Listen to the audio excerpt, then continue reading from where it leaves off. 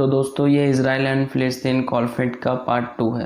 हमने पार्ट 1 में जाना था कि इस कॉन्फ्लिक्ट का बर्थ यानी जन्म कैसे हुआ, और अब हम इस वीडियो में जानेंगे कि हमास कौन है और हमास इस कॉन्फ्लिक्ट में कैसे इन्वॉल्व है। चलिए शुरू करते हैं मेरे यानी गोविंद चौरसिया के साथ। तो सबसे पहले हम जानते हैं कि हमास कौन है।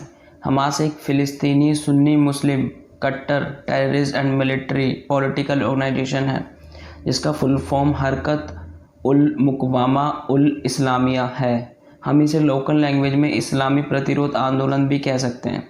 हमास को Egyptian Muslim brotherhood and Ahmed Yassin फ़िलिस्तीनी मुसलमानों ने मिलकर 1987 में बनाया था। अगर बात करें अहमद यासीन के बारे में तो वह गली के नीचे से पूरी तरह से पैरालाइज था। इस आतंकवादी संगठन का एक मोटिव है कि इस पूरे रीजन में इसराइल को हटाकर फ़िलिस्तीनी राष्ट्र बनाना एंड शरिया के अकॉर्डिंग वहाँ पर रूल करना।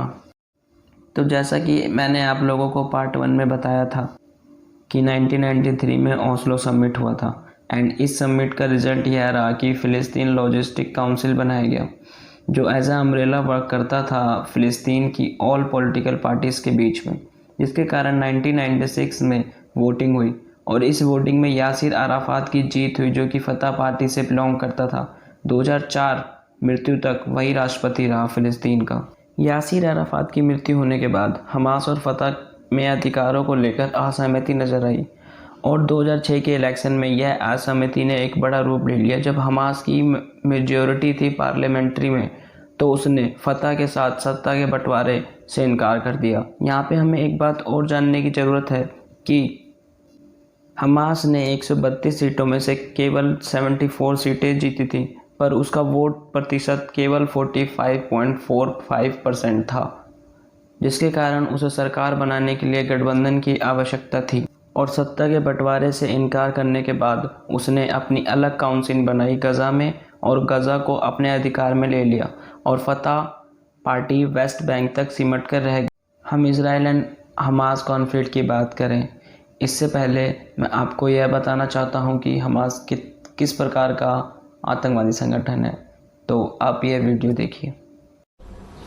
Okay, so we are witnessing something very, very unusual in this plot of land, abandoned plot of land right next to our hotel. A blue tent has come up. It wasn't there last night. It came up just this morning, and there have been two men moving in and out of it.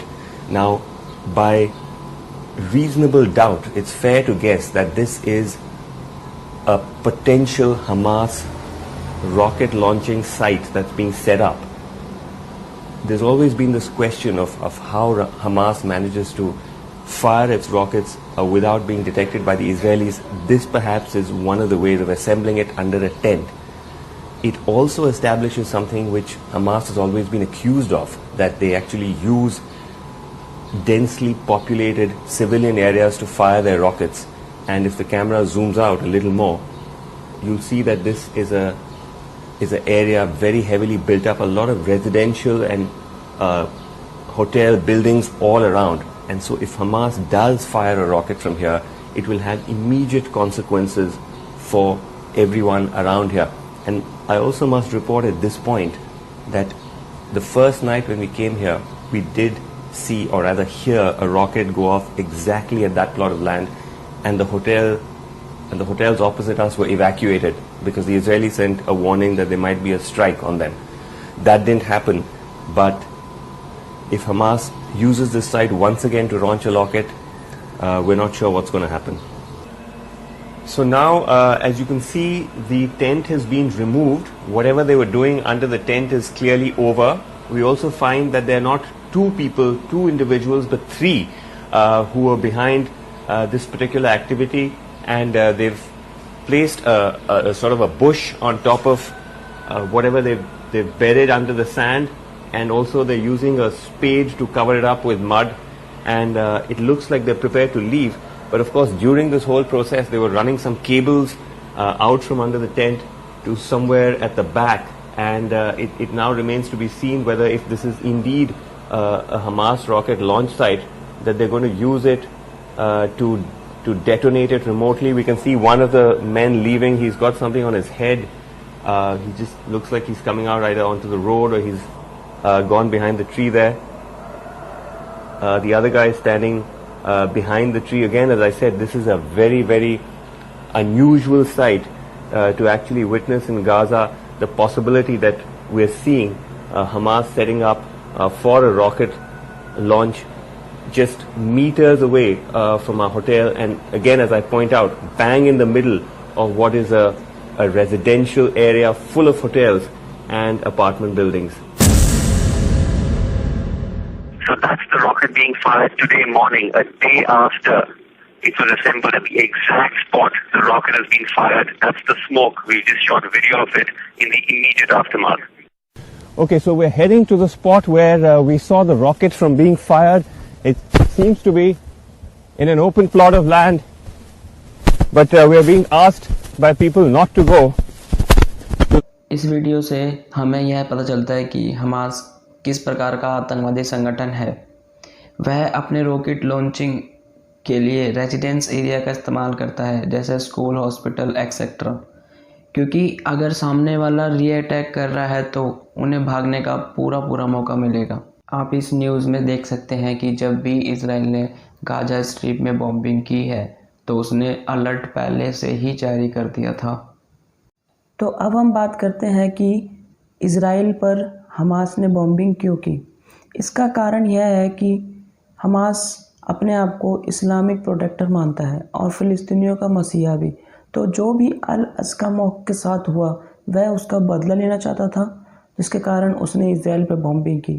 तथा मुझे ऐसा लगता है कि इसके अलावा भी कुछ और कारण हैं, जैसे याम किपुर वॉर के बाद से इजिप्ट ने इनसे दूरी बना ली और वहाँ पर मुस्लिम ब्रदरहुड भी पावर में नहीं है, एंड इस वॉर से सीधा असर इजिप्ट को पड़ रहा है क्योंकि उस पर रेफ्यूजी का बहुत ज़्यादा लोड आ रहा है। जॉर्डन ने भी 1967 के 6 डे वॉर के बाद से ही हमास से दूरी बना ली। यूएई और इजराइल के बीच ऑलरेडी पीस डील साइन हो चुकी है और कहीं सऊदी अरेबिया भी इजराइल के साथ पीस डील ना कर ले, इसीलिए इन्होंने सुन्नी इस्लामिक खेल खेला और प्यादा अल-अक्सा मॉस्क को बनाया। तो आप लोग सोच रहे होंगे कि मैं सिर्फ सऊदी अरेबिया की ही बात क्यों कर रहा हूँ, क्योंकि यह दोनों ही सुन्नी डोमिनेंस वाले देश हैं। माने कि यहाँ पर सुन्नियों की संख्या बहुत ज़्यादा है और कहीं ना कहीं सऊदी अरेबिया एक बहुत बड़ा सोर्स है हमास की फंडिंग का, इसलिए 2007 के बाद से ही उनकी फंडिंग वहाँ से रुक गई है, जिस कारण वह उसको अपने करीब लाना चाहता और यह दिखाना चाहता है कि वह अपने धर्म के प्रति कितना एग्रेसिव है। तो मैं आप लोगों को यह बता दूं कि इजराइल ने गलती से अल-अक्सा मॉस्क को नुकसान पहुंचाया, बट हमास ने उसके खिलाफ रॉकेट लॉन्च किए। तो गाजा जैसे 10 बिलियन वाली जीडीपी देश के पास इतने रॉकेट कहाँ से आए?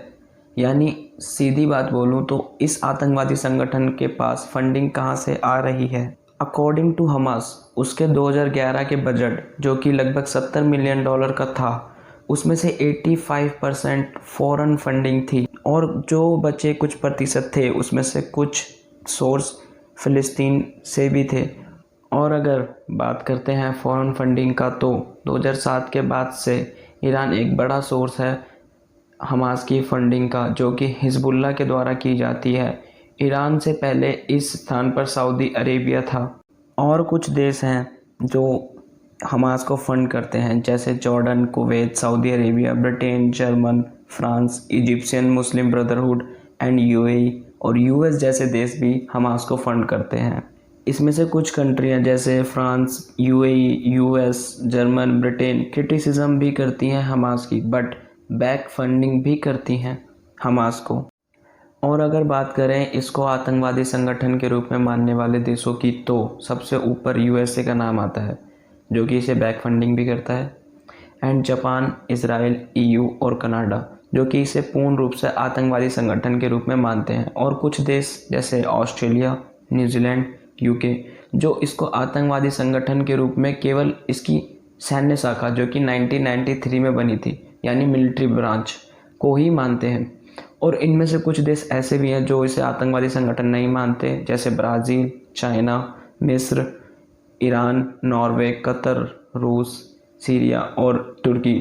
इनमें से जो आतंकवादी संगठन नहीं मानते हैं वो ज़्यादातर इनके रीजनली होंगे, जो मतलब इनके नेबर्स होंगे, आसपास वाले, क्योंकि उनका इजराइल से कॉन्फ्लिक्ट चल रहा होगा किसी न किसी कारण से। दिसंबर 2018 में यूएन महासभा यानी यूएनसीसी ने एक अमेरिकी प्रस्ताव को खारिज कर दिया, जिसमें यह कहा गया था कि हमास को एज आतंकवादी संगठन के रूप में माना जाए। और दोस्तों, जब मैं वीडियो रिकॉर्ड कर रहा हूं तो न्यूज़ आई है कि हमास और इजराइल के बीच सीज़ फायर हो चुका है और हमास ने 2 शर्तें रखी हैं। पहली कि इजराइल की आर्म फोर्स विद आर्म अब मस्जिद में नहीं घुसेगी, और दूसरी शेख जरा वाले इलाके से किसी भी फिलिस्तीनियों को बाहर ना किया जाए। बट इजराइल ने दोनों ही मांगों को इनकार कर दिया है। तो दोस्तों, ये था मेरा पॉइंट ऑफ व्यू हमास के प्रति। एंड आप अपना पॉइंट ऑफ व्यू नीचे कमेंट में लिखें। एंड वीडियो अच्छी लगी हो तो लाइक करें और नए हो तो मेरा चैनल सब्सक्राइब करें। धन्यवाद।